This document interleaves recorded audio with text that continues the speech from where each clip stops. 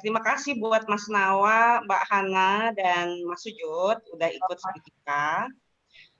Ini kami memang dari Jakarta Biennale ada Jakarta Biennale sendiri kan ini ya Road to dalam program Road to untuk tahun ini, dan untuk kemudian tahun depan kita menjalankan event yang benarnya, gitu ya.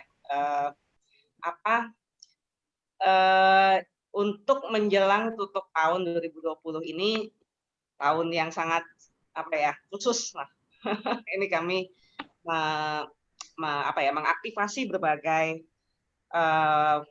program produksi pengetahuan dan juga berbagi, terutama dengan tema-tema yang sehubungan dengan tema Jakarta Biennale, yaitu esok.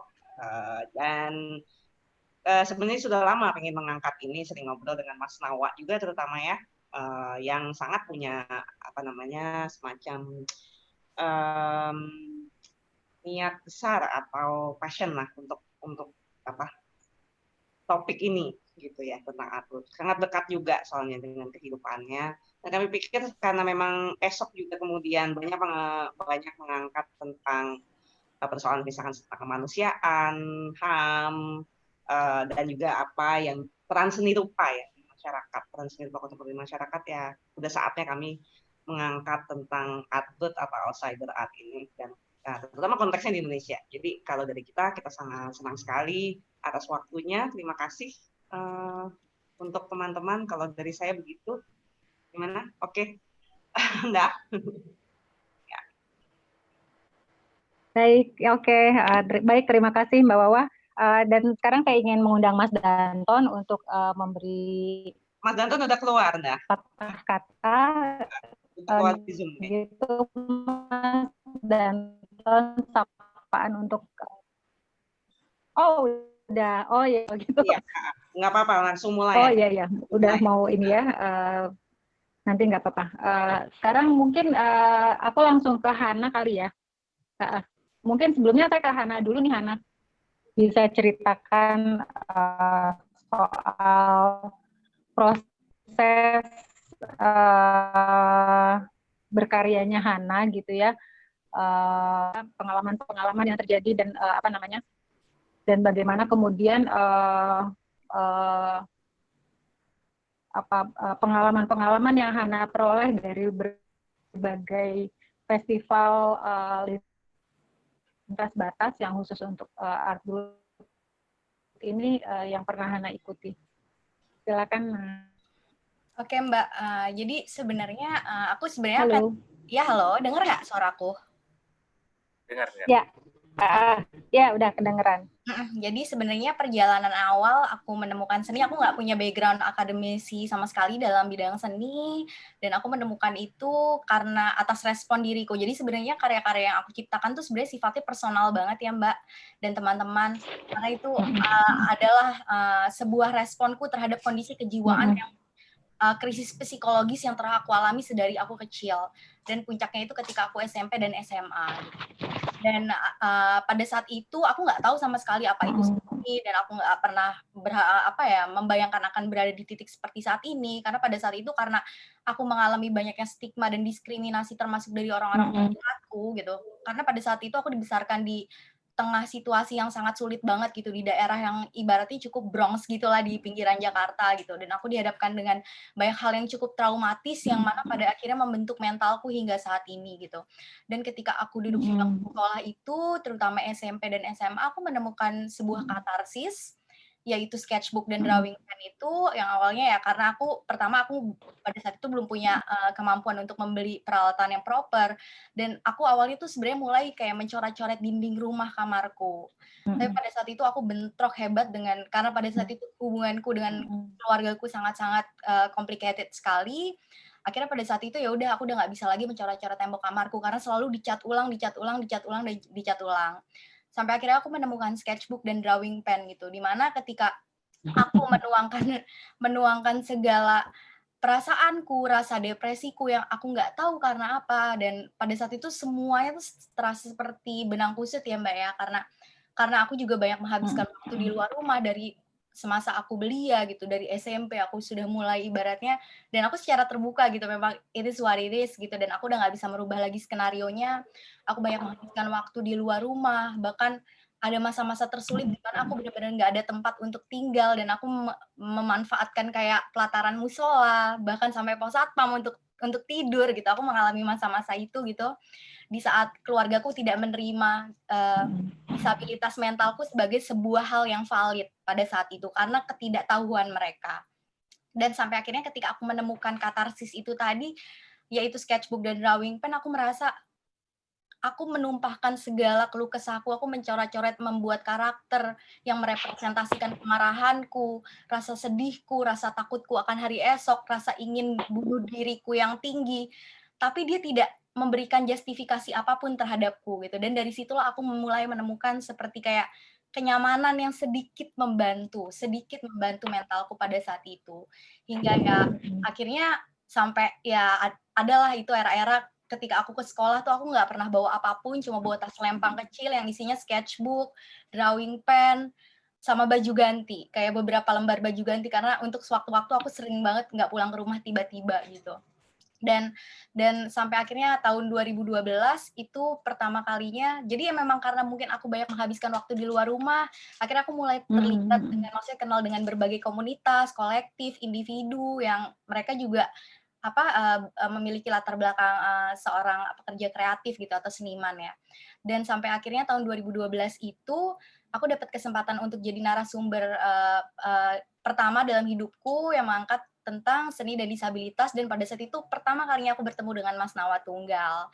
Jadi aku sih sebenarnya bisa bilang aku bisa berada di titik sekarang itu juga karena berkat peran dari Mas Nawa ya, aku harus jujur ini gitu.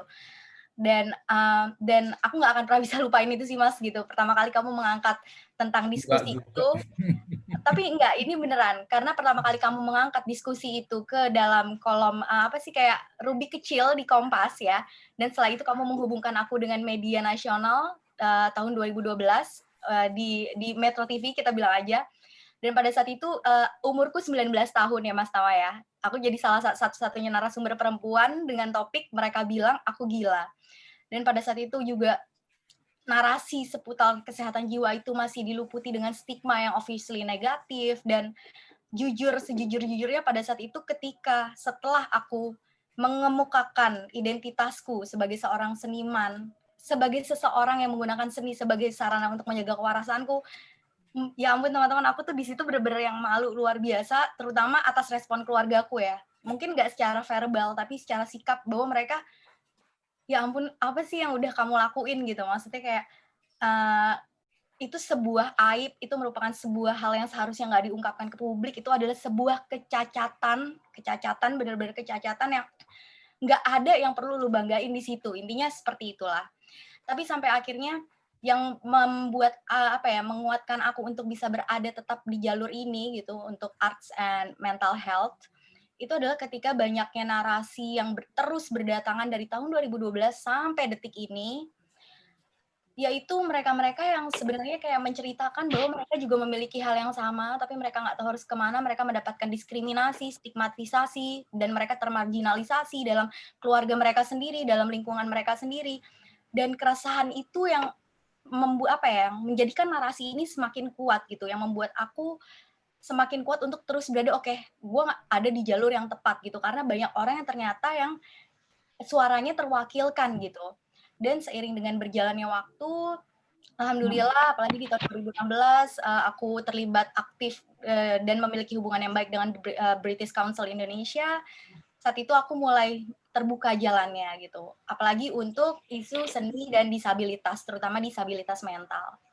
Namun karena kan aku juga melakukan beberapa proyek ya, termasuk saat ini juga sedang menyiapkan proyek untuk festival seni dan disabilitas yang salah satu terbesar di Inggris, Dada Fest, dan aku banyak berdialog, melakukan percakapan dengan seniman-seniman yang Dada Fest, dan aku banyak sekali melakukan kayak termasuk workshop di museum rumah sakit jiwa tertua di dunia di Bethlehem Royal Hospital tahun 2018.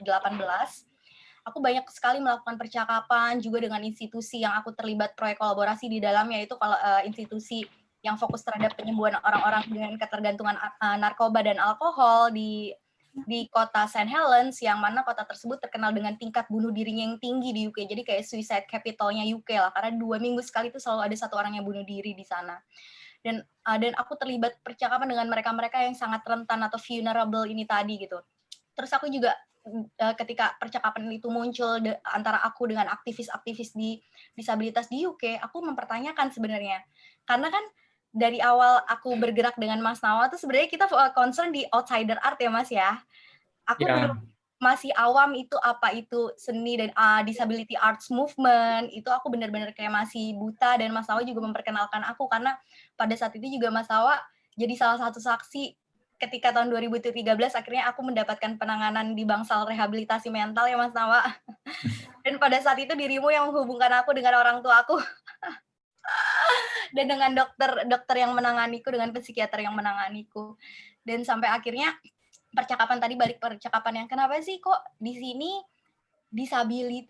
lebih disebut kayak disability art, bukan outsider art. Ada percakapan yang merujuk ke arah situ. Dan ternyata banyak dari mereka-mereka ini, aktivis atau praktisi yang concern dalam isu seni dan disabilitas, mereka membedakan gitu. Ini menurut pendapat ya, balik lagi kita di sini berdiskusi dan aku juga saling belajar di sini. Jadi sebenarnya kalau outsider art tuh menurut mereka umumnya merupakan istilah yang digunakan untuk kayak mendeskripsikan seniman atau orang lain oleh orang lain, seperti kayak kurator atau sejarawan terhadap individu seniman yang menciptakan karya seni. Sedangkan bagi aktivis-aktivis disabilitas atau disability arts activist ini, mereka melihat ini sebagai sebuah gerakan yang datang dari seniman itu sendiri, yang mereka secara sadar dan aware tentang pengalaman mereka sebagai seorang yang dengan disabilitas, di mana seniman tersebut balik lagi mengacu pada dirinya sendiri gitu, mengalami secara sadar dan disengaja demi mencapai sebuah kesetaraan dan bukan eksploitasi gitu. Jadi sebenarnya itu sih Mbak Indah sampai saat ini yang nanti kita bakal diskusi sih, karena kan sebenarnya isu outsider arts ini juga kan sebenarnya sangat relatable sekali ya dengan teman-teman disabilitas gitu. Dan saat ini kalau boleh aku akui, aku mengidentifikasi diriku sebagai seseorang seniman dengan disabilitas atau disabled artist gitu, yang secara sadar menggunakan seniku sebagai sarana atau senjata untuk mengadvokasi isu sosial atau merubah persepsi publik yang berangkat dari pengalamanku pribadi sebagai seseorang dengan disabilitas mental. Mungkin itu dulu ya Mbak Indah ya. Ya. Baik, menarik sekali ya Naya, dan kita bisa tahu bagaimana sebetulnya sulitnya meyakinkan halayak gitu, meyakinkan masyarakat kita untuk mendidik, mengedukasi publik itu tentang pentingnya memberi ruang kepada seniman-seniman dengan disability ini gitu ya, dan karena termasuk salah satu yang kita bisa mengakui sebagai salah satu artis yang seniman yang memang bisa berhasil melampaui itu gitu, dan bahkan kemudian menjadi ikut membantu menyadarkan gitu ya, memberi edukasi kepada masyarakat gitu. Mungkin saya ke Mas Sujud dulu kali ya Mas Nawa ya, nanti boleh kita ke Mas Sujud dulu nih Mas Sujud. Sebenarnya kalau di Indonesia sendiri dan di dunia seni rupa pada umumnya, sebetulnya gimana sih Mas kedudukan outsider art atau art group ini gitu? Karena tadi kalau menurut Hana juga kan masih ada banyak pendapat-pendapat yang bersilangan gitu tentang ini gitu. Mungkin Mas Sujud bisa bercerita dari sisi seni rupanya nih Mas Sujud, monggo. Halo?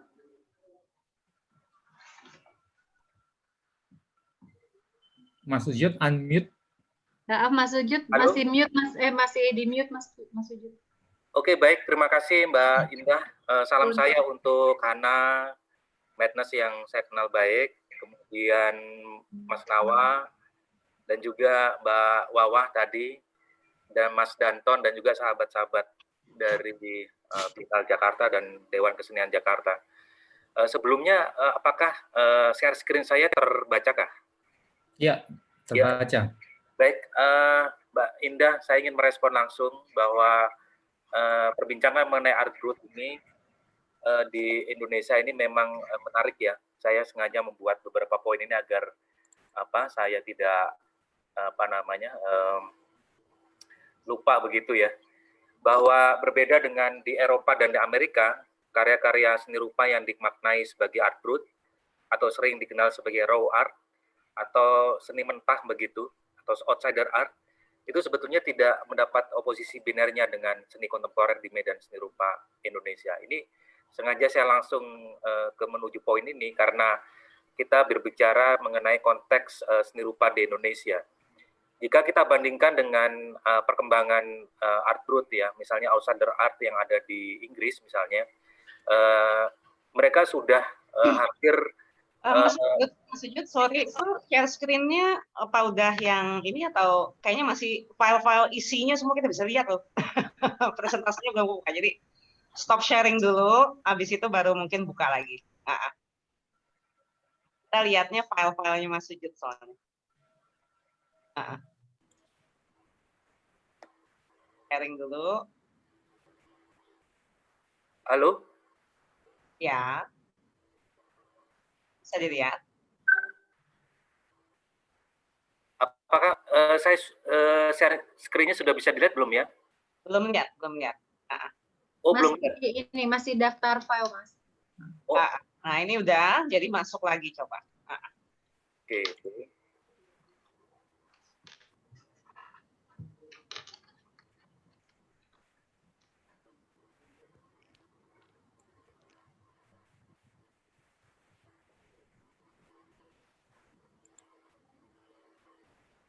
Belum lihat. Yes. Sudah bisa Mas. Ini masih daftar file, Mas. Oh. Nah, ini udah, jadi masuk lagi coba. Udah, Mas. Apakah sudah bisa dilihat? Bisa, Mas.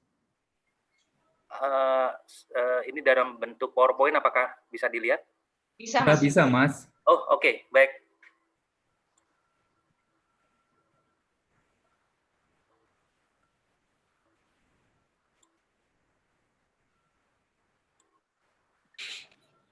Ya, oke. Mengenai art brut, saya membuat beberapa pointers terkait dengan diskusi kita ya. Tadi sudah diantar baik oleh Hana ya sebagai penyintas atau survivor dari ranah outsider art ya. Bahwa apa yang disampaikan oleh Hana menurut saya poin cukup penting bahwa ia bukan dari orang akademis ya, tidak belajar secara khusus mengenai seni rupa. Dan itu sebetulnya sudah mencirikan dari apa yang disampaikan oleh Indah di pengantar tadi, bahwa orang bernama Jean de Beauvais ini adalah orang yang cukup penting untuk kita kenal, karena memang dia membuat pencirian dari apa yang disebut art brut ya, atau outsider art.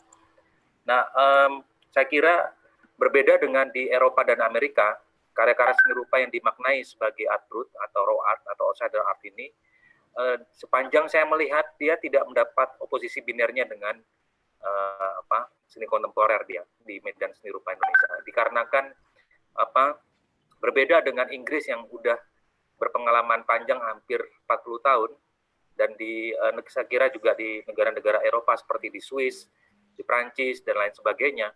Di Indonesia ini persoalan mengenai kekhususan ini outsider art atau raw art atau art brut itu nyaris tidak pernah dipersoalkan atau pernah menjadi bagian yang penting di dalam diskursus seni rupa Indonesia. Ini juga sesuatu yang menarik karena memang ini kita bicara mengenai konteks seni rupa di Indonesia. Dan bila kita membaca pengertian art brut dalam pemikiran Jean de Beauvais, terutama pada anggapannya bahwa art brut itu anti akademi. Nah, saya kira negasi atau oposisi benar ini cukup kontras yang terjadi di saat Jean de Beauvais ini berkembang ya dengan kubisme, kemudian juga berkembang juga dengan abstrak, dan saat itu juga ada Paul Klee sebagai salah satu sosok dari tokoh dari seni lukis modern di Barat, bahwa bagi pemikiran De Buffet, dia menolak akademisasi seni beserta seluruh perbincangan tentang seni. Jadi kita bisa membayangkan apakah ini pernah terjadi di Indonesia ya. Dan maka dalam konteks di seni rupa Indonesia, art brut sebagai sebuah praktik seni rupa lian diwacanakan dengan kesadaran empati. Jadi ini yang bisa kita lihat di berbagai pameran seni rupa, baik itu di Jakarta, di Jogja, itu juga dilatari oleh kesadaran empati yang seperti ini. Nah, kesadaran empati ini kita kenal di dalam penelitian Slamet Tohari itu yang sangat bagus menurut saya untuk dijadikan rujukan atau referensi. Dia mengistilahkan ada disability porn dan disability dan juga superscript ya, sebagai salah satu hal yang perlu kita lihat bagaimana terminologi itu dipakai dalam rangka berkembang model pendekatan charity yang kelak kemudian itu mendapat kritik dan berkembang dengan model yang disebut model sosial. Barangkali ini juga karena persoalannya kurang pengetahuan tentang garis tegas perbedaan antara art brut dengan seni resmi gitu ya, official art, istilah yang juga dipakai oleh De Buffet dalam arti seni arus utama. Namun demikian, saya ingin membagi pengalaman saya mengurasi pameran seni rupa pokok di ambang batas atau Vital in Margin di Festival Bebas Batas yang berlangsung pertama tahun 2018 di Galeri Nasional dan juga berlangsung di bandara dan juga di berbagai tempat vital di Jakarta. Sesungguhnya art brut di praktek seni rupa itu ada. Saya berkeyakinan ini karena terutama pada ciri-cirinya yang spontan, yang lugas, dan dalam mediasinya, dalam arti ia tidak memedulikan karir atau kesadaran pasar. Nah, ini misalnya kita bisa lihat pada karya-karya di rumah sakit jiwa ya. Pada saat itu ada Hana juga terlibat di dalam workshop. Pada saat itu saya melihat juga bagaimana di hasil workshop dari berbagai rumah sakit jiwa, terutama di rumah sakit jiwa Lawang ya di Indonesia itu misalnya menunjukkan karya-karya yang hadir dengan simpul yang tidak indah, tidak elegan, ya kasar, liar, tanpa kesadaran komposisi, bebas. Yang ada adalah kemurnian ekspresi. Ada salah satu ibu yang sangat menarik lukisannya dan itu dipamerkan di Galeri Nasional. Itu juga betul-betul dia melukis dengan spontanitas yang luar biasa. Dan ini yang saya semakin yakin bagaimana De Buffet itu membayangkan bagaimana dia mendekati karya-karya seni rupa yang dihasilkan oleh pasien psikiatri gitu ya di Eropa. Dan dia kemudian begitu seriusnya dan membuat ruang pamer khusus atau museum khusus untuk karya-karya art brut. Dan dia juga seniman dan karya seninya juga kurang lebih mencerminkan dari spirit art brut itu sendiri. De Buffet bersahabat dengan André Breton.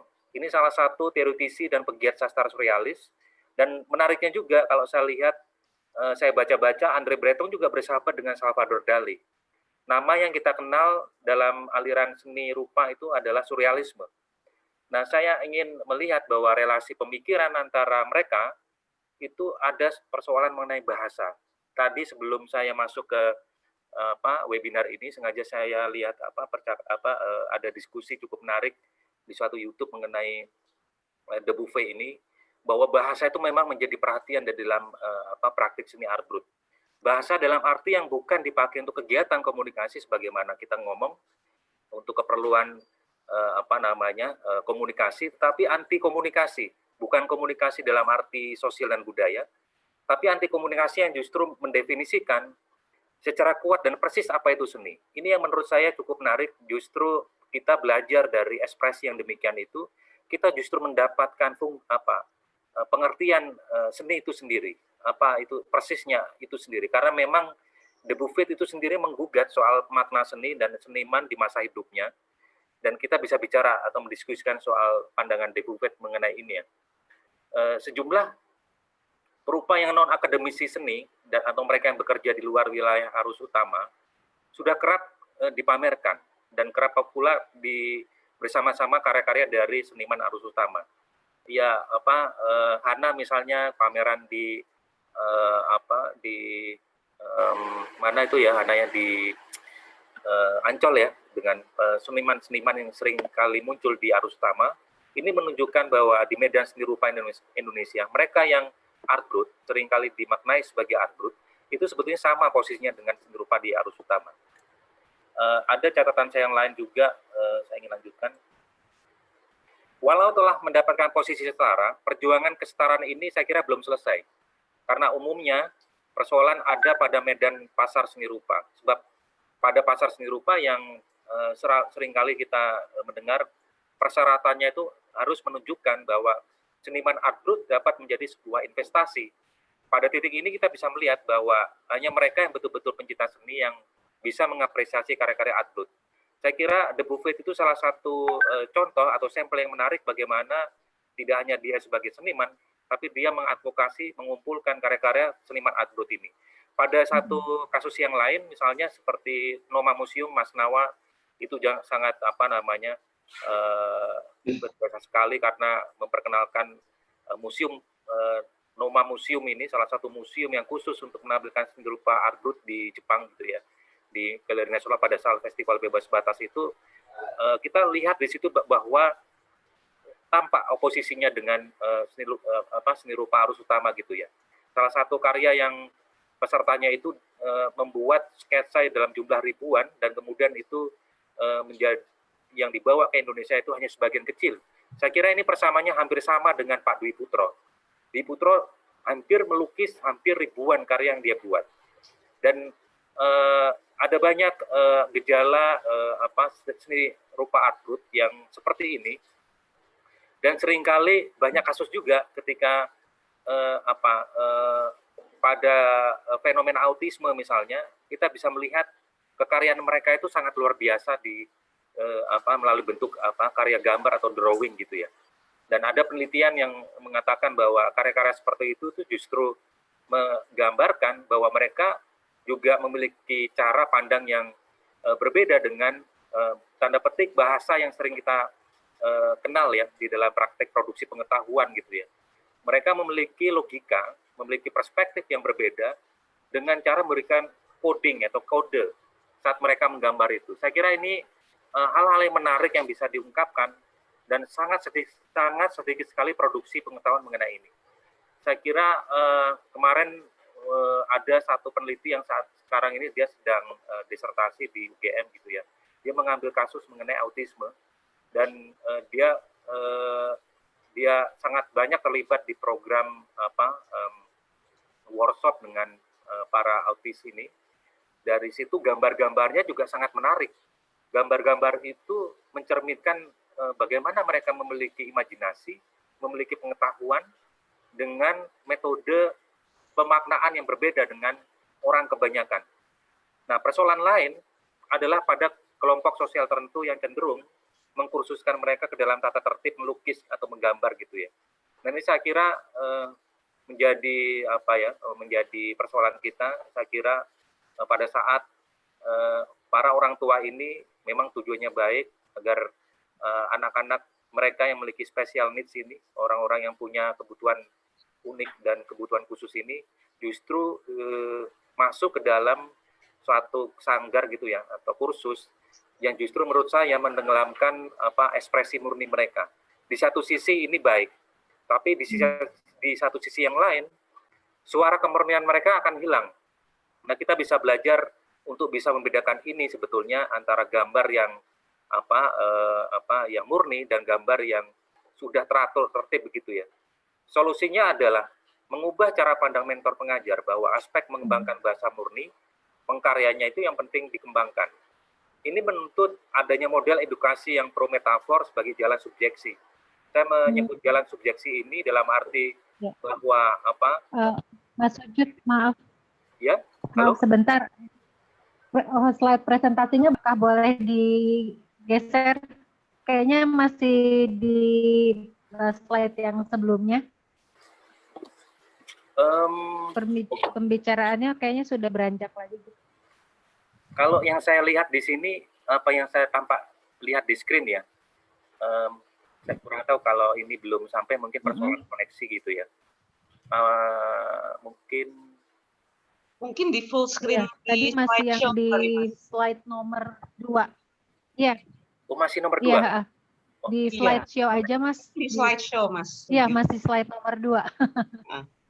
Ya, Oke, ada apakah yang ini itu sudah Mas, yang tampak? gambar di atas nih. Mbak Indah, apakah ini sudah kelihatan dalam bentuk full screen? Ya. Halo? Belum. Oh, Masih belum. di saya masih yang ini, Mas. Di saya masih yang masih ada ini. Oke. Apakah yang baru ini sudah tampak, Mbak Indah? Ya, nggak apa-apa. Halo? Ya, mesti stop sharing lagi, Mas. Habis Belum, itu belum. pakai slideshow. Stop share ya. Oke, saya stop share lagi. Terus ke slideshow, jadi dipresentasikan slideshow-nya. Pakai slideshow. Oke.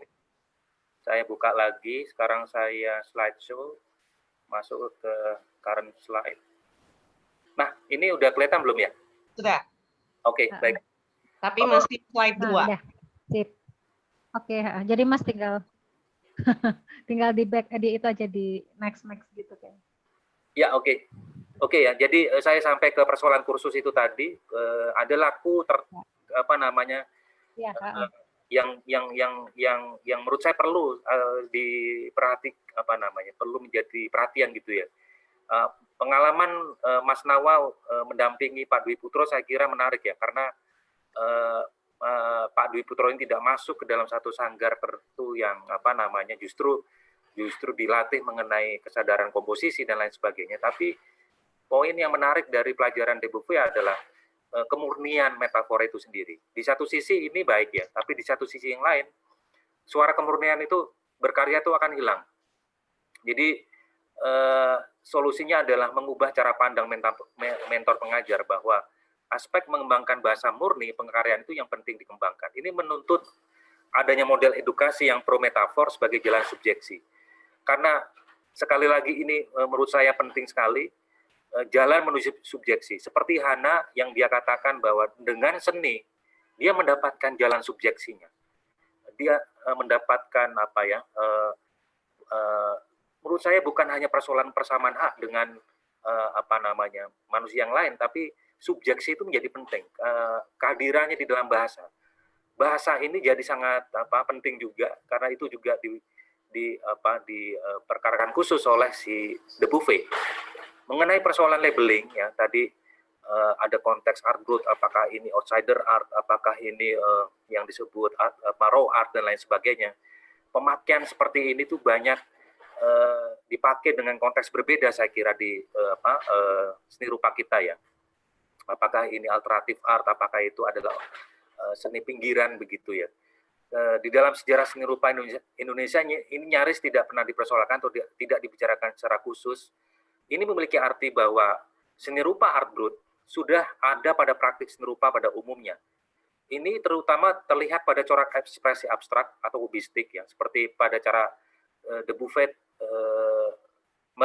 mereferensikan aliran seni rupa yang dekat dengan aliran art growth pada masanya gitu ya. Karena memang yang dia refer itu adalah bentuk abstrak, yang dia refer itu adalah bentuk kubistik.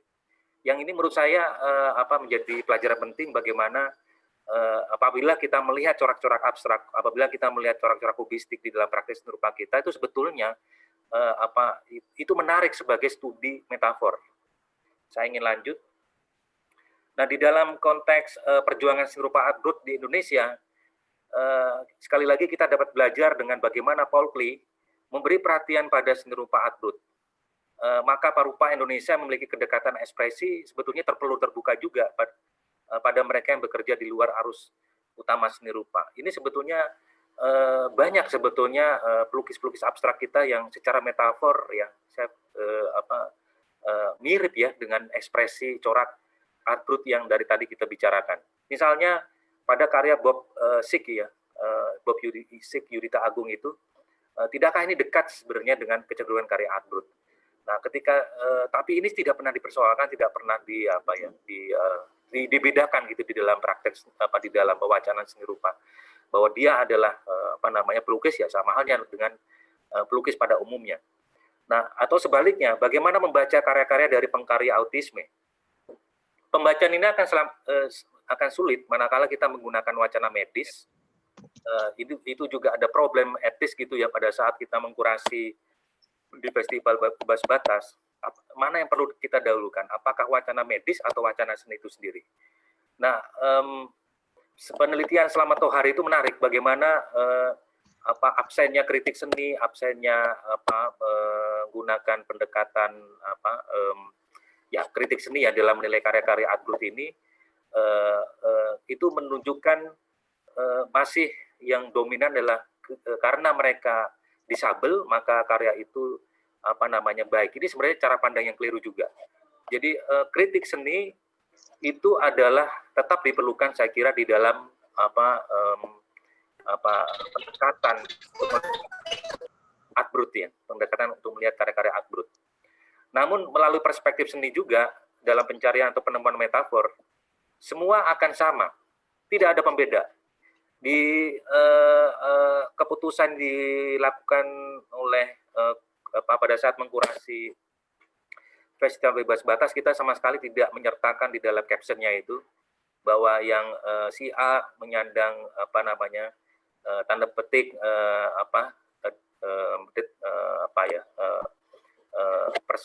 deteksi medis oleh tentang ini ya, misal tentang itu dan lain sebagainya, tapi itu diabaikan. Yang perlu kita angkat adalah mengenai karyanya itu sendiri ketimbang wacana medisnya.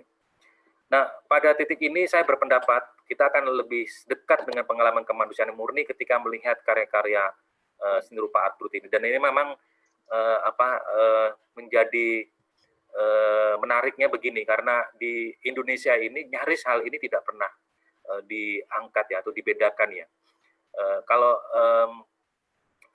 apakah pembedaan itu menjadi penting ya ketika suatu pameran harus perlu labeling misalnya, yang ingin saya bagi pada saat saya berkesempatan untuk membuat presentasi di acara di Thailand ya. Ada suatu pameran yang menurut saya tidak hanya pameran tapi juga konferensi cukup menarik mengenai plurality, art brut, contemporary art, citizen art, itu di forum yang mempertemukan banyak seniman dan juga banyak aktivis yang bergerak di bidang art brut ini. Pada saat itu ada perdebatan apakah di Jepang misalnya istilah art brut ini masih dipakai atau tidak. Mereka kemudian yang dari museum seni kontemporer di sana keberatan istilah art brut dipakai, dan saya bilang di forum itu untuk di konteks Indonesia karena memang problem kesadarannya belum dominan, ini saya kira masih signifikan untuk dipakai karena memang belum banyak yang belum banyak tersadarkan mengenai eksistensi art brut di Indonesia ini. Ada Ni Tanjung yang kemarin meninggal misalnya, itu sesungguhnya ada aset luar biasa kita pada seni rupa art brut. Kemudian di Jogja sendiri saya ingat betul pertama kali saya berkenalan dengan seni rupa seperti ini adalah pameran dengan judul Sopo Nyono gitu ya. Saat itu saya diajak untuk menyisir beberapa orang-orang karya, tidak hanya sebetulnya pada mereka yang memiliki mental illness, tapi mereka yang terpinggirkan dalam arti berkarya tapi tidak pernah mendapatkan statusnya, apakah mereka perupa atau tidak. Tapi dari situ saya jadi belajar bagaimana hal yang seperti ini sebetulnya ada, sebetulnya menjadi bagian dari praktek seni rupa kita. Saya ingin mungkin untuk melengkapi presentasi ini, saya ingin melanjutkan ke slide berikutnya ya. Kita bisa melihat misalnya di dalam gambar ini bagaimana sebetulnya adat, misalnya dalam budaya Jawa, tokoh Punokawan itu adalah tokoh yang tidak sesempurna tokoh wayang lainnya ya, seperti Arjuna misalnya. Tapi justru dalam budaya Jawa tokoh Punakaan ini mendapatkan tempat terhormat. Dia adalah dewa yang dikirim dari langit untuk dunia gitu ya. Dan dia adalah guru dan dia adalah tempat orang belajar mengenai budi pekerti dan lain sebagainya. Jadi sebetulnya budaya kita sebenarnya sangat support sekali mengenai eksistensi difabel yang saat ini kita menyebutnya difabel. Padahal di dalam tradisi kita sering definisinya barangkali asing. Saya ingin mengatakan barangkali kita mulai harus membaca bagaimana sejarah pemaknaan ini mungkin berbeda dengan sejarah pemaknaan yang ada di Barat. Ini Punakawan dalam penggambarannya baik di kulit maupun di wayang orang gitu ya. Dan tadi saya juga menyebut mengenai persoalan wacana medis yang membuat masyarakat yang terbelah gitu ya, muncul wacana normal, muncul wacana yang disebut tidak normal. Ini tidak lepas dari saat VOC masuk dan membuat rumah sakit jiwa yang awalnya untuk para tentara gitu ya, yang tentara mengalami depresi, sampai kemudian rumah sakit ini dibuka secara umum untuk publik. Dan ini berlangsung cukup lama di dalam sejarah kolonialisme di Indonesia. Dan sejak itu kemudian disabilitas itu tidak dilihat sebagai suatu penyakit yang harus disembuhkan, bukan lagi sebagai tubuh yang atau performa yang datang dari dalam tradisi budaya Jawa itu adalah performa yang sangat mulia gitu ya. Justru ini kemudian menjadi terbalik saat kolonialisme itu masuk. Dan disabilitas juga dilihat sebagai patologi yang ada di dalam tubuh, dan ini menimbulkan konsekuensi, dan akhirnya kita bisa menjadi sadar bagaimana masyarakat melihat ini sebagai personal problem gitu ya, sebagai suatu patologi yang harus disandang oleh disable person itu sendiri. Dan saya ingin mengutip dari apa yang disampaikan oleh Michel Foucault bahwa knowledge is not made for understanding, tapi it is made for cutting gitu. Jadi pengetahuan medis itu kemudian mengkat, memotong pengetahuan yang semula itu dalam budaya Jawa itu dikenal mendapat posisi yang baik gitu ya, menjadi berbeda di pengetahuan medis. Dan bagaimana kemudian seni menjadi solusi, dan kita melihat tidak selain dari karya Hana, kemudian karya Dwi Putro, apa yang kita lihat di Museum Macan misalnya kemarin dari seniman bernama Yayo Kusuma, ini juga menarik ya, bagaimana perspektif dia justru sangat membantu kita untuk memperkaya cara pandang kita melihat dunia secara luas. Dan beberapa karya juga yang dari Antil Wibowo ya, bisa kita lihat bagaimana pengalaman psikologis dia sebagai remaja juga bisa kita lihat di dalam karya-karya yang dia buat ya, seiring dengan perkembangan umurnya. Dan pada Dwi Putro misalnya kita bisa melihat banyak sekali pelajaran ya, bagaimana simbol-simbol karyanya ini begitu sangat polos ya, lugas gitu ya, spontan. Dan dari Hana tentu saja ya, bagaimana makhluk-makhluk imajinernya juga divisualkan begitu, dan ini saya kira sangat memperkaya pemahaman kita mengenai dimensi objek gitu ya di dalam visualisasi karya seni rupa. Ini dari Edo seni dia dari Madiun gitu ya.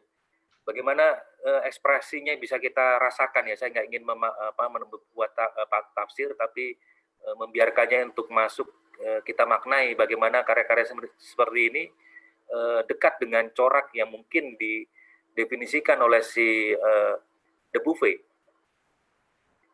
Nah ini workshop sengaja diperlihatkan kesempatan ini untuk melihat bagaimana ekspresi yang mereka buat itu dan tampil di ruang Galeri Nasional kemarin. Apabila kita lihat ini memang cukup menarik ya. Kedekatan ini hampir sama seperti halnya kita melihat koleksi-koleksi museumnya De Beauvais. Ada kemerdekaan, ada kelugasan berekspresi di situ, dan mereka tidak ada pretensi untuk ini menjadikannya sebagai karir atau mungkin laku begitu ya. Dan dari Rumah Sakit Jiwa Lawang sebetulnya ada area khusus yang menampilkan karya-karya seperti ini. Saya kira presentasi ini saya cepatkan aja, dan sebetulnya presentasi ini yang ini saya sampaikan waktu di Thailand, bagaimana pengalaman dalam mengkurasi Festival Bebas Batas ini saya refleksikan melalui pemaparan ini, dan saya percaya bahwa seniman seperti ini adalah seniman yang jenius gitu ya, bagaimana mereka bisa memperkaya, tidak hanya memperkaya perspektif tapi juga mendalami hidup itu sendiri ya. Jadi banyak sebetulnya PR yang perlu kita lakukan untuk terus menggali dan juga berdialog dengan karya-karya seperti ini. Mungkin untuk sementara itu saya cukupkan dulu, Mbak Indah. Baik, Mas Sujud, terima kasih untuk presentasi yang menarik. Kita banyak dapat poin tentang art group dan bagaimana posisinya dalam seni rupa dari apa yang barusan Mas Sujud sampaikan ya. Dan yang satu hal yang menarik juga adalah soal bagaimana eksekusi karya-karya seniman art group ketika dia disandingkan dengan karya-karya seniman non art group di pameran ya, Mas Sujud ya, yang tadi sempat di-highlight sama Mas Sujud salah satunya itu. Nanti mungkin saya ada beberapa pertanyaan lanjutan, cuman saya ingin ke Mas Nawa dulu. Mungkin Mas Nawa di sini juga bisa cerita soal bagaimana ketika persiapan pamerannya Pak Wi di Jakarta Biennale 2017 ya Mas, karena kan sebetulnya pengalaman keadaannya persis sama seperti yang diceritakan sama Mas Sujud tadi gitu, bagaimana treatmentnya treatment seniman art group dan non art group itu di dalam sebuah pameran. Monggo Mas Nawa. Oke, makasih Mbak Indah. Salam hormat untuk semua. Saya berterima kasih juga oleh Mas Sujud tadi dipaparkan banyak hal yang cukup lengkap gitu ya tentang apa yang saya dan teman-teman tempuh ya, dan berterima kasih kepada kurator Mas Sujud.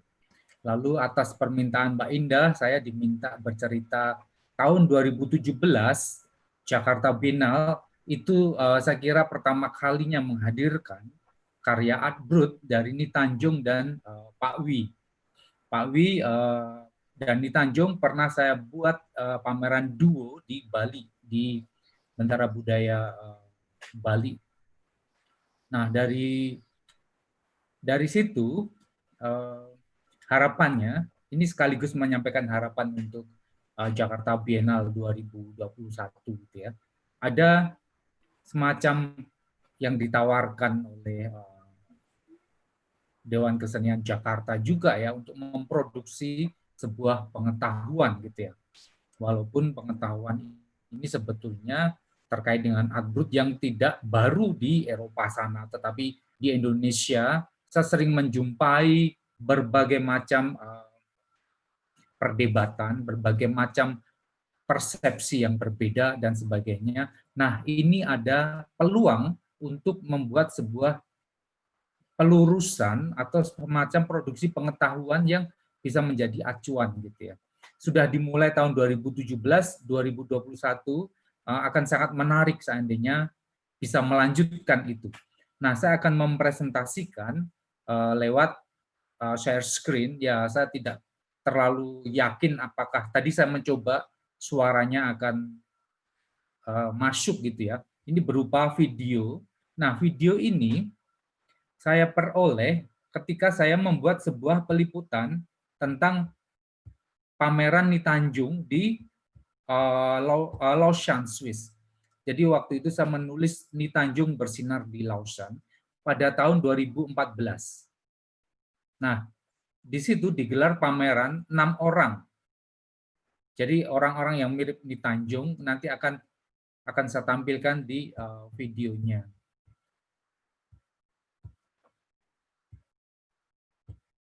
Oke, saya akan share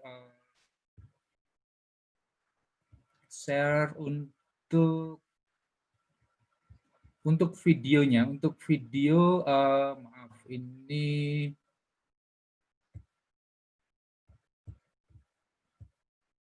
yang saya harapkan bisa untuk telaah kita atau menghadirkan karya yang bisa untuk menjadi acuan. Untuk menjadi acuan ketika kita menengok Art Brut-nya. Art Brut itu lahir dari Barat, ya sudahlah kita lihat seperti apa Barat. Nah, di sini ada beberapa nama. Nomor 2 itu Nitanjung, ya. Gustav Mesmer, Giovanni Bosco, ini orang-orang yang dengan brain disorder, kelainan otak, gangguan mental illness, ya, gangguan otak saya kira, tapi mereka menyalurkan apa yang di dalam otak itu menjadi yang akhirnya kita sebut sebagai Art Brut. Saya akan putar untuk yang pertama, Gustav Mesmer.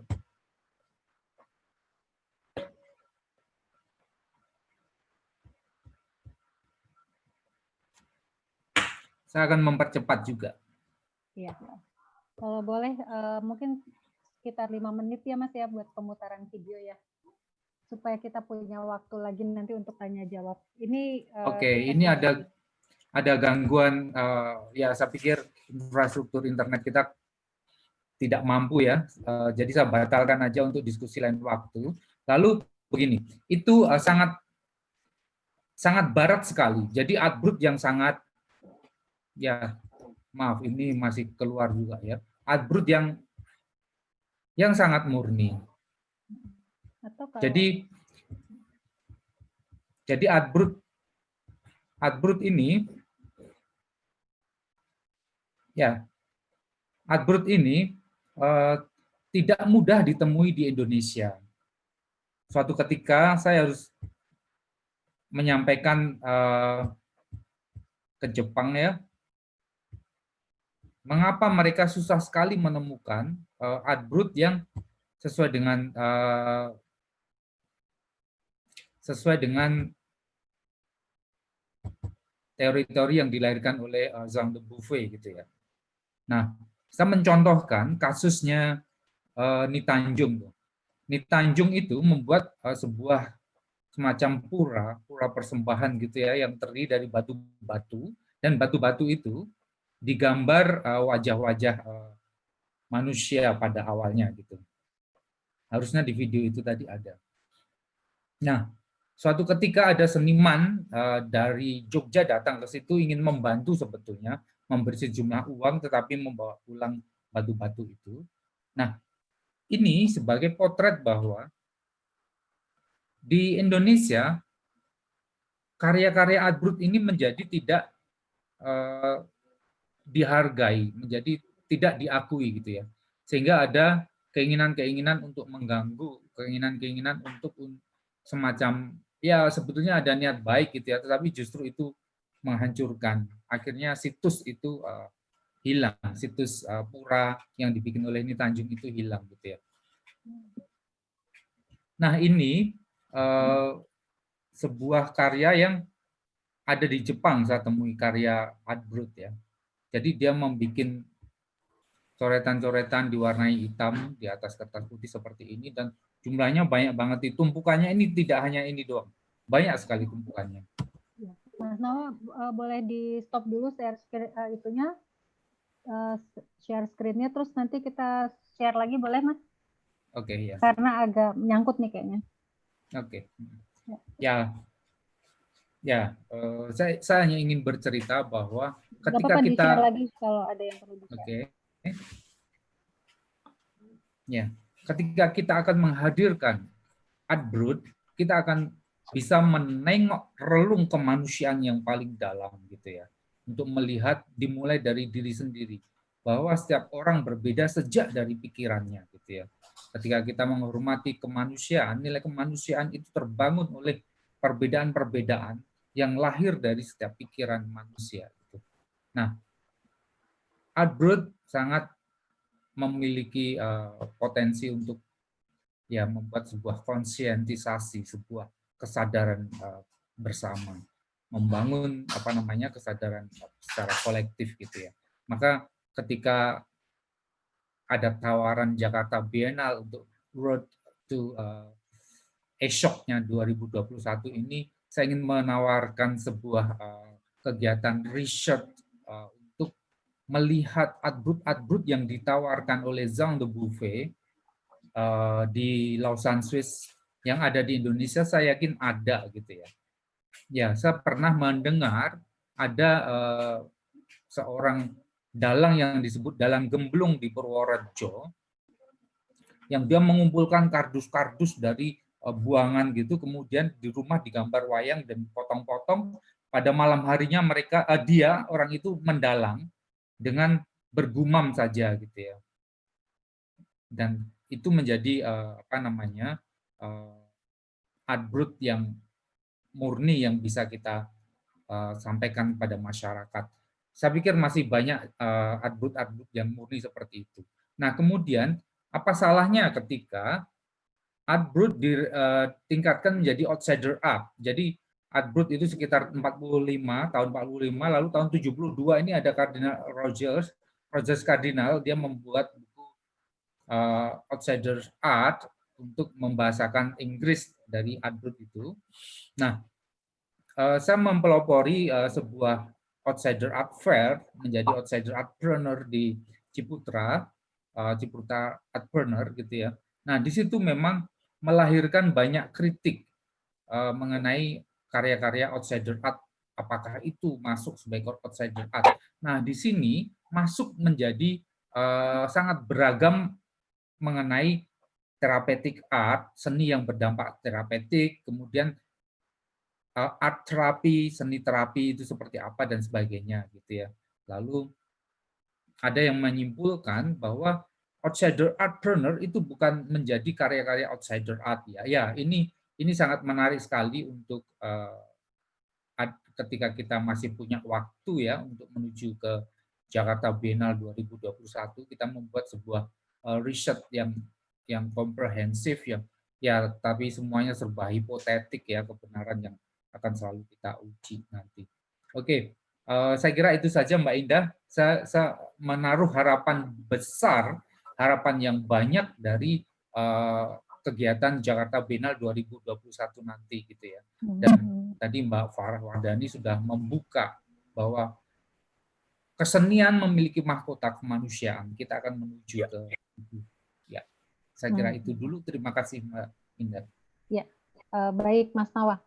Terima kasih banyak untuk presentasinya.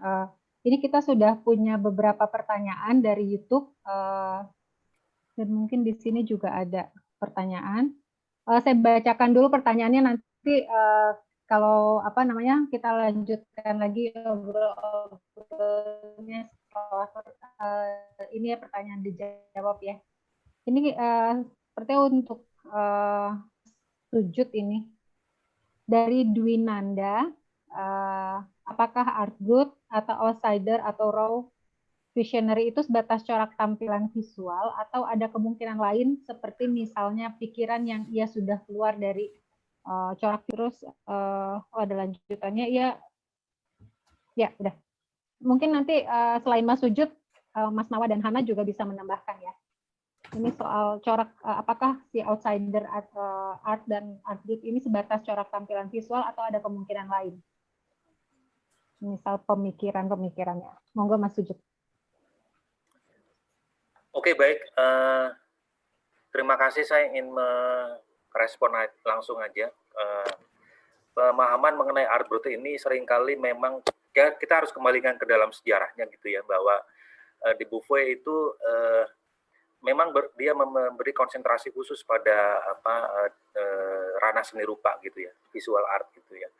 Otomatis dari situ yang dia lihat itu adalah dari perspektif formal itu berbeda dengan tanda petik perspektif formal yang dibangun oleh seni rupa akademis atau official art gitu ya, atau seni lukis modern lebih runcingnya gitu ya. Apa yang dilihat oleh De Beauvoir itu adalah corak yang secara formal itu spontan, lugas, kemudian saya menduga apa yang dia sebut sebagai raw art atau seni mentah itu dalam arti mentah, dalam arti belum mengenal komposisi, belum memiliki pengetahuan mengenai warna yang oke itu bagaimana, warna yang baik bagaimana, komposisi yang oke bagaimana, tapi yang dihasilkan adalah suatu ungkapan yang murni, istilahnya Mas Nawa tadi, kemurnian bentuk gitu ya. Nah ini apakah ini kemudian memungkinkan bahwa pengertian art brut itu tidak hanya mengacu pada aspek formal visual, tapi juga pada persoalan perbedaan cara berpikir misalnya. Ini sangat memungkinkan juga gitu ya. Dan kita sangat belajar betul, misalnya sekali lagi pada apa yang tadi saya sampaikan, banyak sekali mentor-mentor yang berurusan dengan autisme itu juga kemudian menyadari bahwa bahasa ungkap mereka melalui gambar atau drawing mereka itu, atau contoh yang salah satu peserta di Museum Noma yang kemarin tampil di Galeri Nasional Indonesia itu menunjukkan bahwa mereka memiliki logika atau nalar yang berbeda. Dan kalau kita dalami lagi itu justru kita makin makin sadar dengan model produksi pengetahuan yang selama ini kita pakai gitu ya, karena mereka itu cara memandangnya berbeda. Apakah ini kemudian mereka itu tanda petik, sekali lagi kalau kita menggunakan wacana medis, pasti mereka mendapat tadi yang disampaikan oleh Hana itu, apakah mereka nantinya akan kena stigma tidak normal misalnya, itu rasanya juga tidak fair ya, karena tadi apa yang saya sampaikan bagaimana wacana medis itu memengaruhi cara pandang kita untuk melihat wacana normal dan tidak normal itu terbukti gitu ya, bahwa tubuh yang semula itu adalah suatu yang dimuliakan di dalam adat ya, misalnya dalam budaya Jawa itu, dan saya kira juga ada di banyak budaya-budaya yang lain, itu kemudian adalah tubuh yang harus disembuhkan.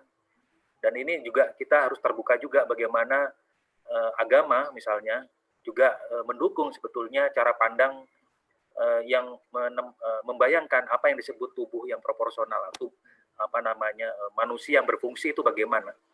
Dan mengenai aspek fungsional ini yang membedakan bagaimana cara menghitung misalnya jumlah disabilitas di Indonesia itu berbeda dengan sensus yang dilakukan oleh negara gitu ya.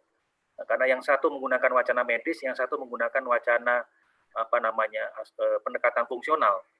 Nah, different ability ini yang kemudian menjadi fokus gitu ya. Different ability ini juga saya kira menjawab pertanyaan tadi, cara berpikir yang berbeda ini apakah bisa mendapatkan jawaban mengenai hal lain selain aspek formal visual itu tadi. Dan saya kira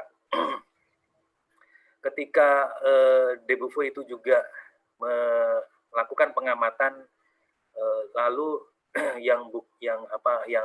apa itu seni misalnya. Seni kemudian bisa kita lihat pada kemurniannya, pada fenomena karya yang dihasilkan oleh mereka yang disebut art brut ini. Sekali lagi ini masih menjadi satu tantangan pertanyaan terbuka ya, apakah selamanya art brut ini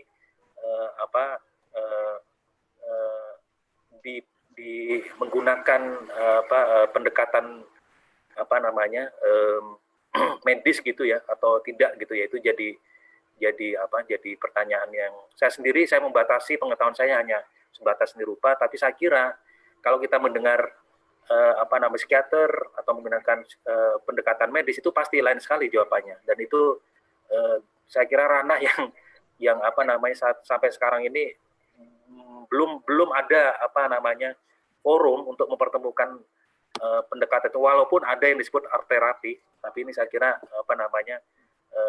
pendekatan yang juga harus banyak dilihat kasus ya, bukan lagi melemparkan atau menyerahkan mereka atau ke dalam satu kursus yang membuat mereka kehilangan kemurnian berekspresinya, tapi justru yang lebih penting adalah bagaimana mengoptimalkan metafornya untuk mengalami yang disebut pengalaman subjeksi itu. Saya kira itu untuk merespon pertanyaan tadi. Ya, baik Mas Sujud, terima kasih. Hana atau Mas Nawa mungkin mau menambahkan? Mas Nawa. Mungkin Hana. Oke, Mas Dwinanda, makasih pertanyaannya, itu menarik. Jadi gini, adakah karya yang tanpa medium? Art brut itu seperti seni pada umumnya. Dia bertitik tolak dari sebuah gagasan, bertitik tolak dari olah pikir gitu. Nah, ketika ditanyakan apakah karya art brut itu harus selalu berupa wujud visual gitu ya. Ya, saya pikir ini seperti seni rupa kontemporer yang lainnya. Kita mengenal dematerialisasi di dalam seni kontemporer gitu ya. Lalu dematerialisasi itu menghilangkan bentuk-bentuk material konvensional nih. Akhirnya muncul seni-seni performance dan sebagainya dengan medium tubuh, dan ini juga sebuah pikiran yang tidak menjadi karya visual seperti lukisan atau patung gitu ya. Tetapi ini menjadi sebuah performance. Ya, saya pikir art brut pun bisa menjadi seperti itu ketika dia ditangkap sebagai sebuah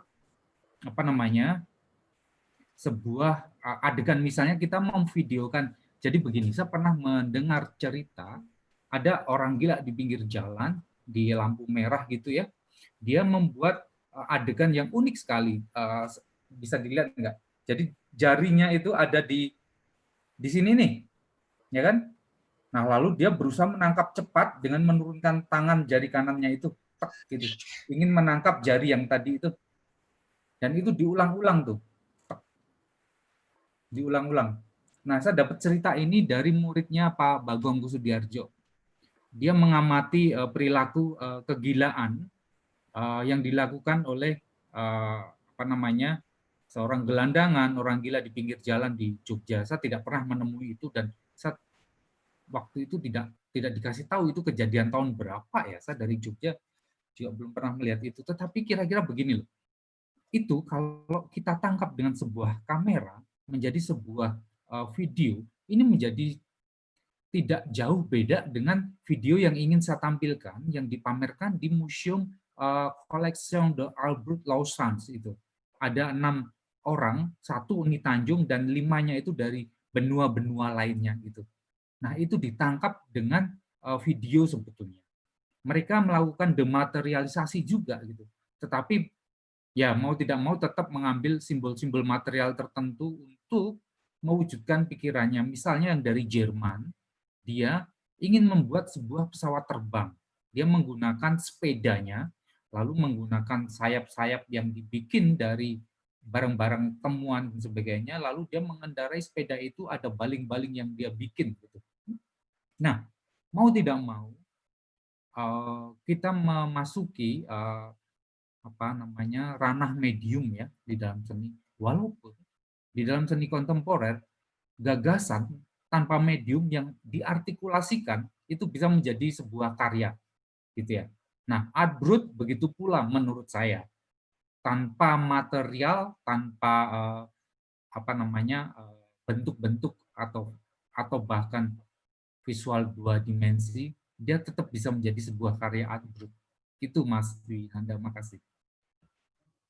Baik, Mas Nawa, terima kasih. Hana, mungkin dari perspektif pengalaman senimannya sendiri gitu, nah mungkin bisa dibagi ceritanya ke Mas Nanda ini soal sebatas corak atau tampilan visual atau lebih ke pemikiran-pemikiran gitu, nah.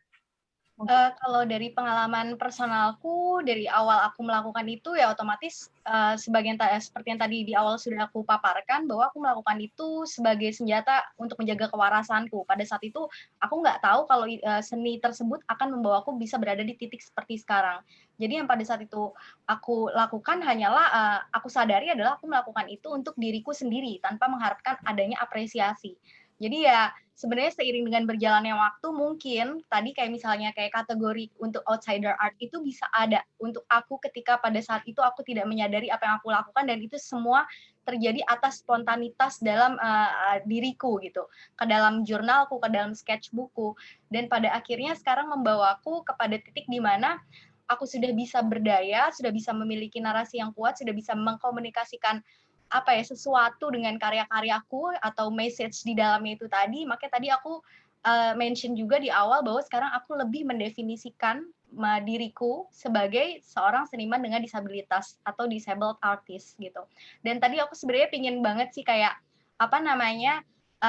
merespon sedikit tentang tadi yang outsider art planner yang sempat Mas Nawa gaungi itu, sempat mendapatkan kritikan karena aku juga melihat bahwa di negara asalnya sendiri itu juga sebenarnya mereka cukup sensitif ya, atau sangat berhati-hati gitu dalam membahas ini gitu.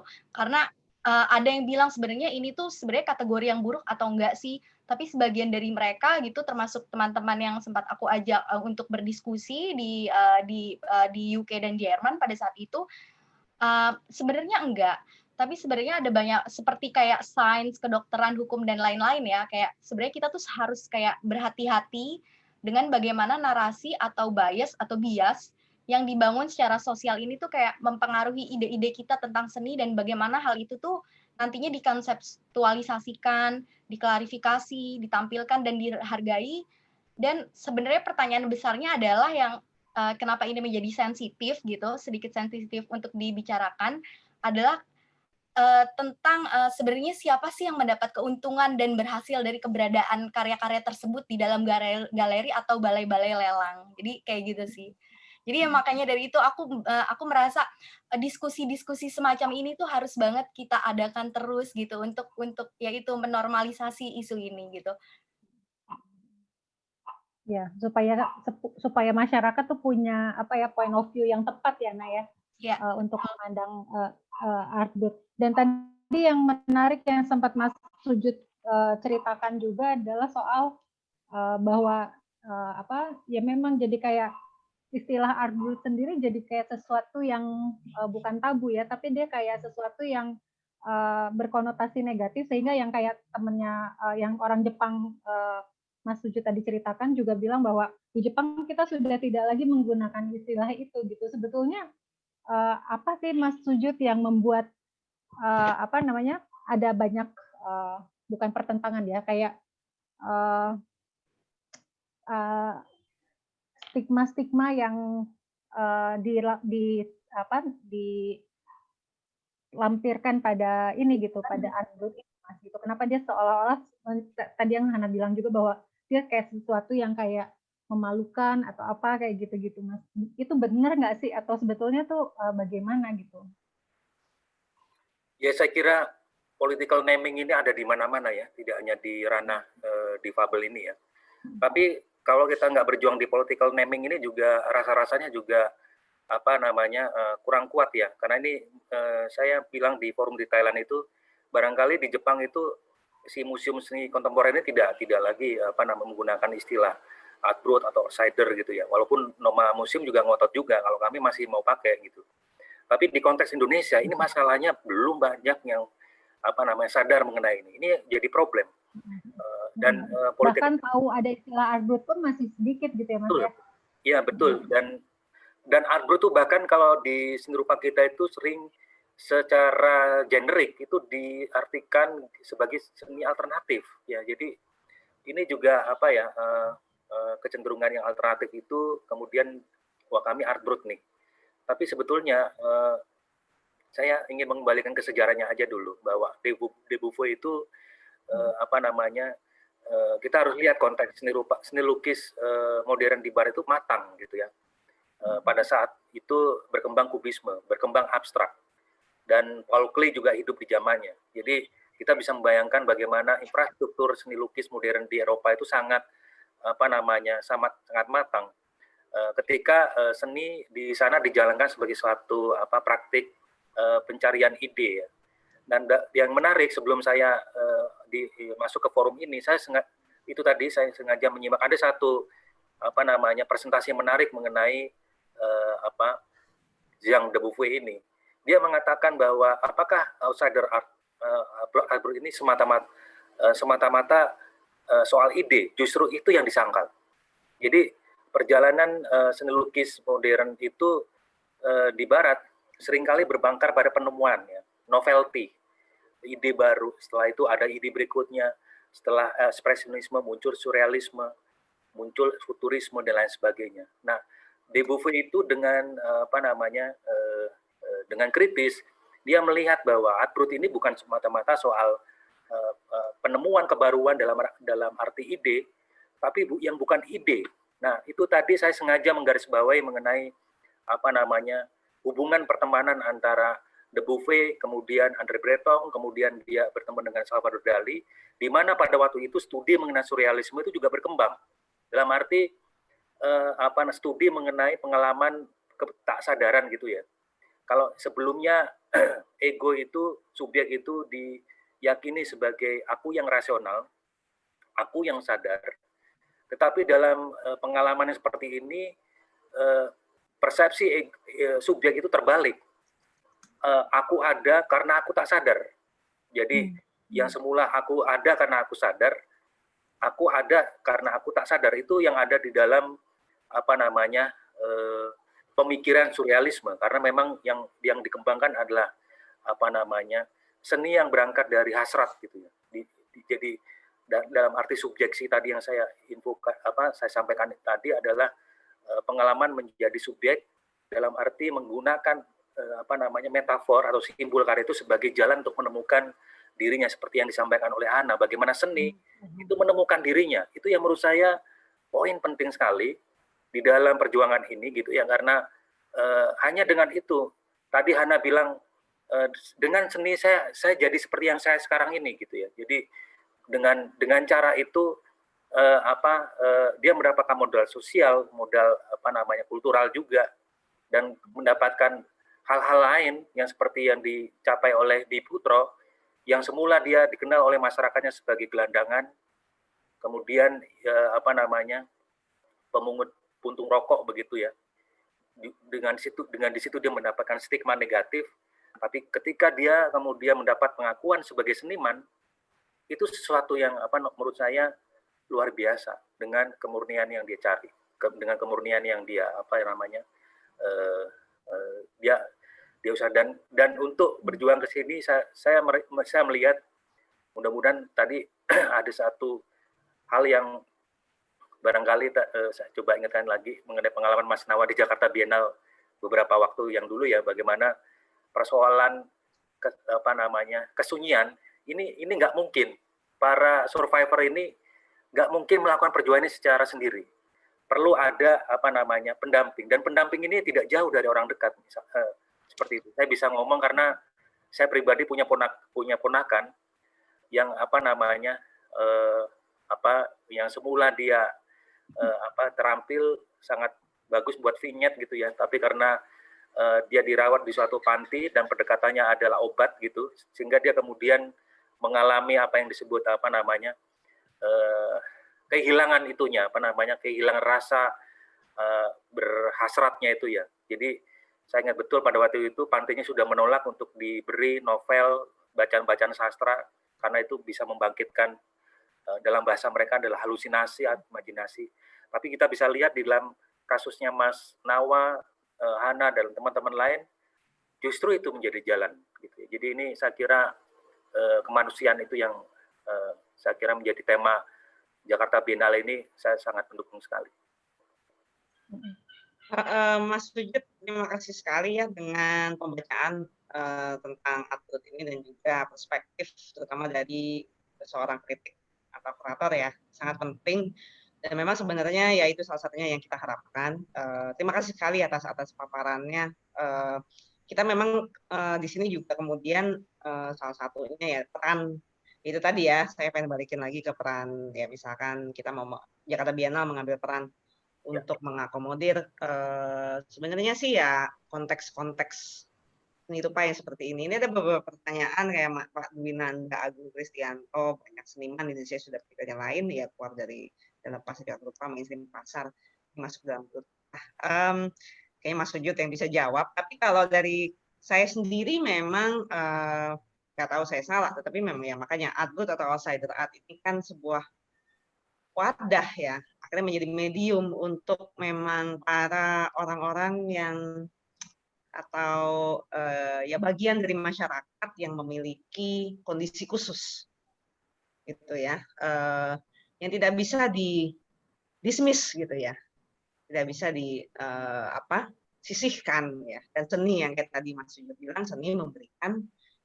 media cara itu, gitu ya. Itu kan sebenarnya suatu hal yang sangat penting sekali ya. Tetapi kalau saya mikir begini, bagaimana cara pembacaan metode atau apakah ada memang semacam pintu-pintu khusus untuk membaca si seni dari seniman dengan kondisi khusus ini gitu ya.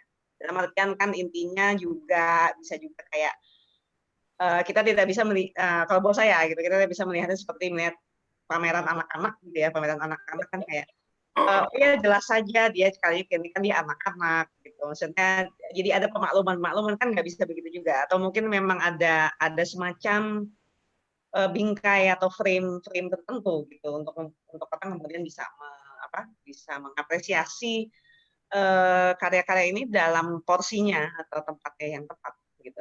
Kira-kira gimana ya, Mas? Ya, ini persis yang disebutkan secara eksplisit oleh De Beauvais. Dia salah satu cara dia membedakan karya yang seperti itu justru bukan yang childish. Ini menarik sekali. Jadi tesis dia itu cukup kuat bagaimana karya yang dimaknai sebagai art brut ini bukan karya yang kekanak-kanakan begitu ya, tapi kemurnian.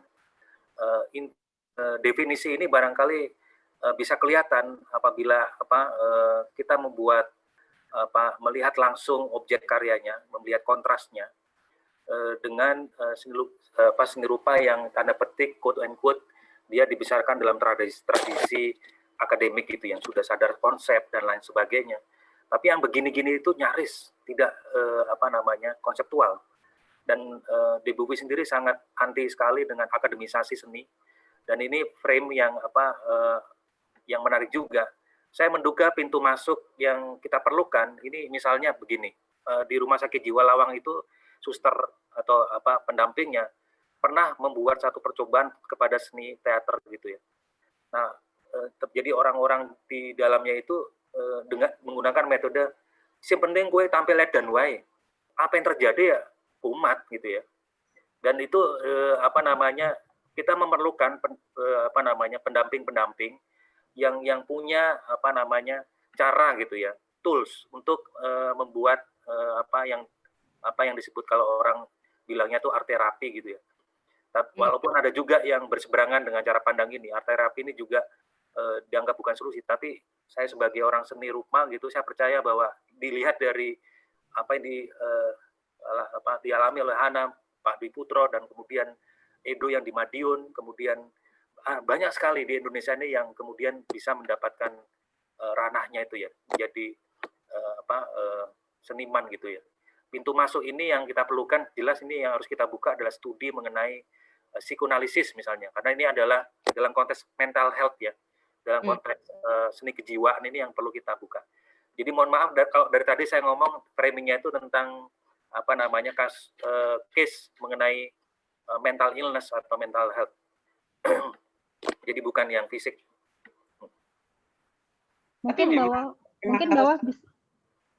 Bawa bisa nambahin dari perspektif yang lain gitu Mbak dari seni rupa gitu, karena kan mungkin Bawa juga pernah berhubungan juga gitu dengan seniman art group dari enggak nambahin aja menanggapi gitu. Oke. Aku masih coba nanggepin Sujud dulu aja ya, masih dari frame ini biar nggak ke mana-mana, nggak melebar topiknya. Maksudnya justru memang itu ya, dalam artian harus ya memang selama ini juga kita malu-malu gitu dalam mengembrace kehadiran atau katakanlah tentang kondisi mental health atau apa itu masih stigma gitu ya, masih kayak ada semacam momok atau apa yang memang padahal itu adalah juga sebenarnya sebuah kenyataan gitu yang ada di masyarakat kita, dan kita harus ibaratnya ya misalkan pada akhirnya ya outsider art itu bukan dalam artian kita sengaja mengaderkan gitu ya si orang-orang ini, tetapi atau seniman-seniman ini ya gitu, maksudnya memang harus diakui gitu. Misalkan memang ya pertama yang kalau misalnya memang diakui bahwa ada semacam kelainan gitu ya, dan kelainan itu yang dirangkul gitu loh di seni rupa, dan akhirnya mungkin malah bisa memberikan berbagai perspektif pembacaan seni rupa yang justru menarik gitu kan justru. Jadi aku sendiri kadang juga terganggu dengan bahwa kemudian ada kata art terapi gitu ya, bahwa seolah-olah seperti itu suatu hal yang harus disembuhkan gitu apa. Ya memang mungkin harus sembuh karena aku juga bukan psikolog ya, itu silakan dalam ranah itu lah, dalam ranah klinisnya begitu. Tetapi bahwa ya ini memang sebuah bentuk seni rupa dari dari kenyataan yang berbeda gitu kalau aku melihatnya. Cuma memang kita butuh tools saja untuk frame-nya. Mungkin kalau misalkan bagaimana, atau misalkan tools-nya juga bisa dilihat misalkan bagaimana mendekati seni outsider atau artwork dari pendekatan abstrak ekspresionis misalkan, itu sebenarnya juga bisa menarik gitu, mengobrak-abrik dari pakem-pakem seni yang sudah mapan gitu sebenarnya. Jadi menantang seperti itu kan sebenarnya juga menarik gitu ya. Tapi kalau dari aku sih bahwa ya karya seni dari pelaku-pelaku dengan kondisi khusus ini itu ya harusnya mendapatkan tempat yang lebih prominent, serta mungkin ya bukan saya bilang dinormalkan, tapi ya berangkat bukan dari bukan dari pengibaan gitu atau infantilisasi gitu. Jadi dia pendekatannya memang ya seperti layaknya mendekati wilayah konteks kritik seni yang seperti biasa aja gitu seni. Mungkin gimana menurut Mas Sujud? Kritik seni itu memang sangat sangat absen ya. Kalau kita lihat berbagai fenomena pameran seni rupa, itu mereka mengelompok biasanya karena ikatan empati gitu ya. Ayo yang begini kita kumpulin terus kita pamerin. Yang kita perlukan sebetulnya ada kritik seni yang sebagaimana kita lakukan kritik seni, karena kritik seni itu kita yang mencari karya yang terbaik bagaimanapun gitu ya, dan terutama metafor yang kuat, yang itu bisa kemudian juga menjadi edukasi bagi mereka yang disebut art brut. Dan yang saya lihat di pameran di Thailand itu saya kagum gitu ya, karena wah gila ini seleksinya bagus banget ini, karya-karyanya itu juga baik 3 dimensi, 2 dimensi, instalasi, bahkan ada yang diberi pendampingan dengan video, itu juga memukau. Jadi sepintas itu pasti orang melihatnya seni kontemporer, tapi begitu kita gali lagi, ternyata angle-nya itu juga luar biasa, justru karena different ability-nya itu, kemampuan mereka yang berbeda itu yang justru menjadi poin yang luar biasa. Saya sangat setuju sekali kalau misalnya aspek kritik seni ini jadi penting gitu ya. Jadi bukan karena katanya Selamat Tohari dalam penelitiannya itu, kita datang ke mereka bukan karena disabilitasnya, tapi justru karena kita datang justru karena kualitas gitu. Yang mungkin bagi mereka juga suatu yang penting sebagai proses rekognisi, proses pengakuan gitu ya dari masyarakat. Dan kayak karyanya nih Tanjung itu kan kontemporer banget.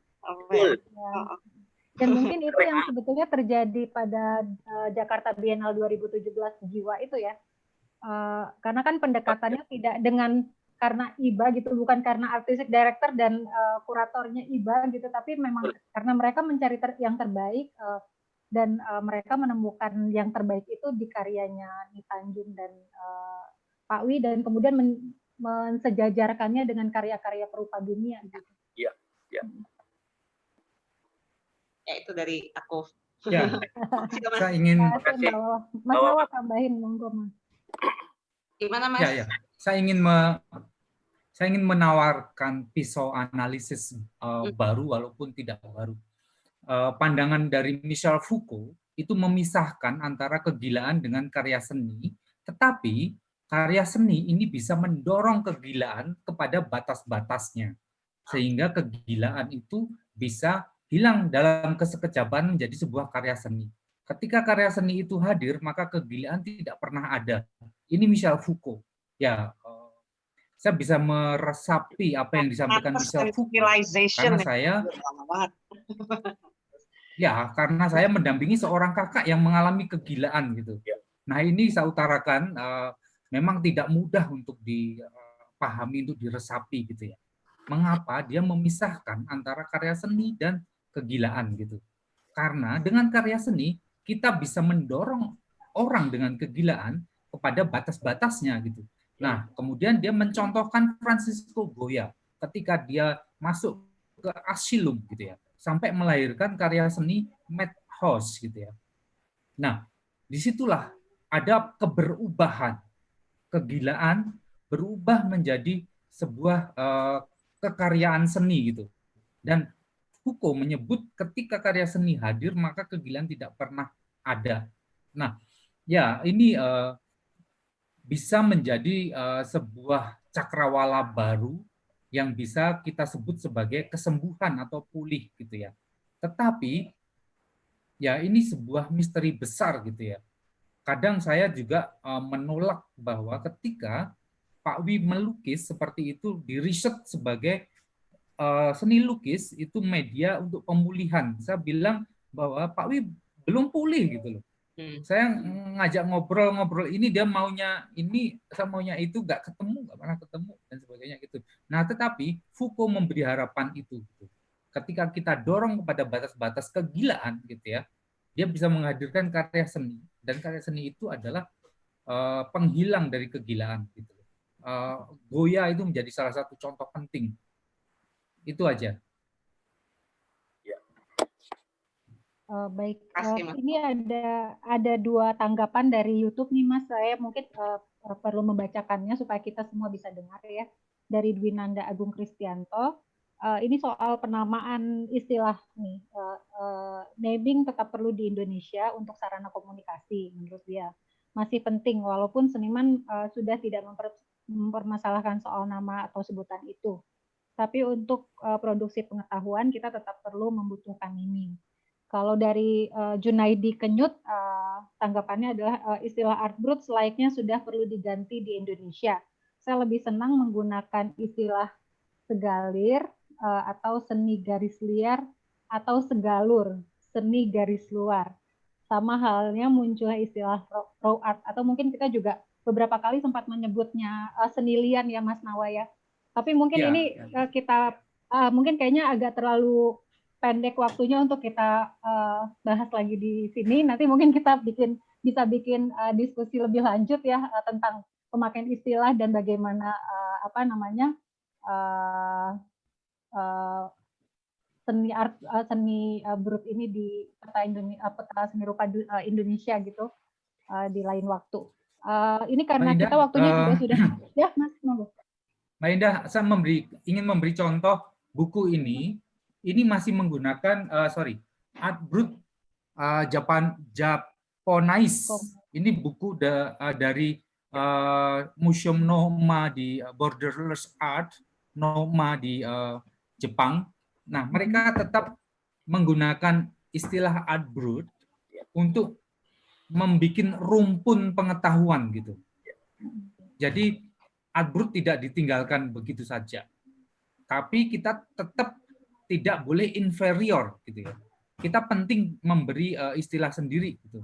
Misalnya segalur, segalir, seni lian, seni mentah, seni luar, dan sebagainya. Itu aja, makasih. Ya, baik. Pengennya tuh ngobrol lebih banyak lagi, cuman kita juga dibatasi waktu. Mungkin saya meminta ketiga pembicara untuk memberikan closing statement sebelum nanti kita mengakhiri acara ini. Silakan mungkin dimulai dari Mas Nawa dulu kali ya. Oke, ya closing statement saya juga sebetulnya juga ingin mengulang apa yang disampaikan di awal tadi Mbak Farah Wardani, Mas Danton Sihombing mengenai pentingnya produksi pengetahuan tentang Artbrut ini. Mari kita bersama-sama bahu-membahu ya memproduksi pengetahuan terkait Artbrut ini. Syukur di Jakarta Biennale kita bisa mempresentasikan produksi pengetahuan itu kepada masyarakat seluas-luasnya di Indonesia. Terima kasih. Baik, terima kasih Mas Nawa.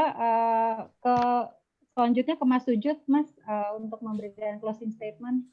Silakan. Ya, terkait dengan ini, saya selalu kepikiran mengenai studi metafor gitu ya. Jadi jalan yang mereka lakukan untuk mengalami proses subjeksi itu adalah dengan metafor, dengan lambang. Dan kepekaan ini perlu kita bangun gitu ya, karena lewat itulah kemudian tadi Mas Nawa sudah menyinggung, apabila sudah masuk ke seni maka kegilaan itu akan hilang. Jadi kita memerlukan ini untuk memperbaiki apa yang dibuat oleh warisan peradaban yang selalu membuat kita berada dalam logika oposisi biner, normal tidak normal, sakit jiwa tidak sakit jiwa, tidak sakit jiwa dan lain sebagainya. Dan kita melupakan bahwa ada operasi medis yang sebetulnya ada. Walaupun saya pribadi saya menghargai apa yang dilakukan, apa yang dikerjakan oleh pendekatan medis, tapi di satu sisi saya percaya juga seni itu bisa menjadi rumah untuk apa yang disebut lian ini. Oke, terima kasih Mas Sujud. Hana, tadi yang pertama dan sekarang yang menutupnya juga. Komen terakhir, silakan Hana. Ini pertanyaan dan closing statement nih sih. Sebenarnya kan kita tahu ya, kayak misalnya karya seniman teman-teman penyandang disabilitas tuh selalu sering banget terbatas pada komunitas yang mereka wakili dalam berjuang untuk mencapai debat seni arus utama gitu kan. Nah, sebenarnya pertanyaan yang menurutku sangat relevan saat ini adalah mengapa sih yang disebut mainstream itu meminggirkan seniman dengan disabilitas? Ini kalau saya dari seseorang yang seniman dengan disabilitas, pertanyaannya adalah, haruskah kita dipaksa untuk mengetuk pintu yang tertutup itu, ataukah arus utama terbuka dan mau untuk kayak melihat atau melampaui pandangan sempit elitis dan konservatif mereka tentang apa itu seni dan siapa yang membuatnya, dan memperluas pandangan atau kecerdasan mereka untuk terlibat dengan seniman tersebut, seniman disabilitas. Jadi di sini intinya adalah keterlibatan dan pemberdayaan. Dan pada akhirnya kalau menurutku sih ini semua tentang kayak kekuasaan dan pangkat ya, bahwa kayak penyandang disabilitas tuh selalu terpinggirkan dan tertindas, entah melalui kemiskinan, kurangnya akses dalam infrastruktur, bahkan sampai prasangka yang udah dibangun berpuluh-puluh tahun pada masyarakat kita. Jadi sebenarnya harapannya adalah kita bisa menciptakan ekosistem seni yang bersifat inklusif dengan adanya keterlibatan itu tadi, atau kolaborasi. Ya, makasih. Oke, baik. Terima kasih Hana. Ini menarik sekali untuk menutup perbincangan kita tentang Artbrut, ruang untuk lian di dunia seni rupa Indonesia, bahwa kita memang harus membangun harapan gitu untuk sebuah sistem ekosistem seni rupa yang inklusif yang bisa menerima segala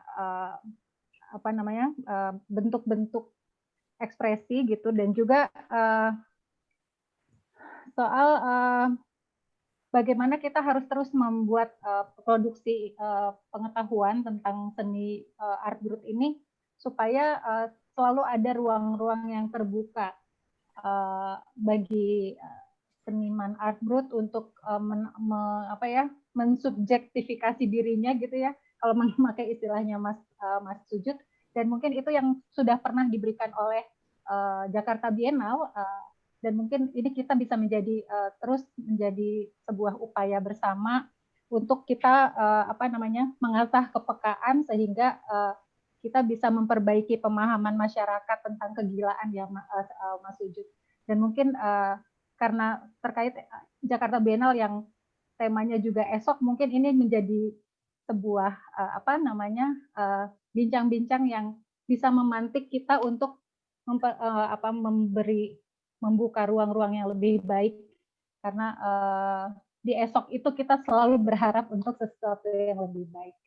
Terima kasih banyak kepada Hana, kepada Mas Nawa, kepada Mas Sujud, juga kepada Direktorat Jenderal Kebudayaan dan Dewan Kesenian Jakarta yang sudah mendukung webinar kita bincang-bincang tentang Art Growth ini. Nantikan webinar Jakarta Biennale yang selanjutnya, nanti dua pekan dari sekarang kita akan ada satu lagi webinar tentang sustainability art.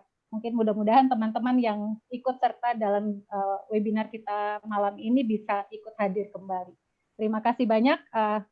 Mbak Wawah juga terima kasih banyak teman-teman di yang makasih Jakarta Biennale. Ya. Mas Nawa ya. Penting banget. Ya. Terima kasih. Teman-teman di Sahabat Seni Nusantara juga terima kasih banyak sudah ikut mendukung dan merancang bersama diskusi kita malam ini. Sampai jumpa lagi. Jangan bosan-bosan kita membuat percakapan-percakapan dan kita mengedukasi masyarakat ya. Terima kasih banyak. Selamat malam. Thank you semua. Terima kasih. Selamat malam untuk semua.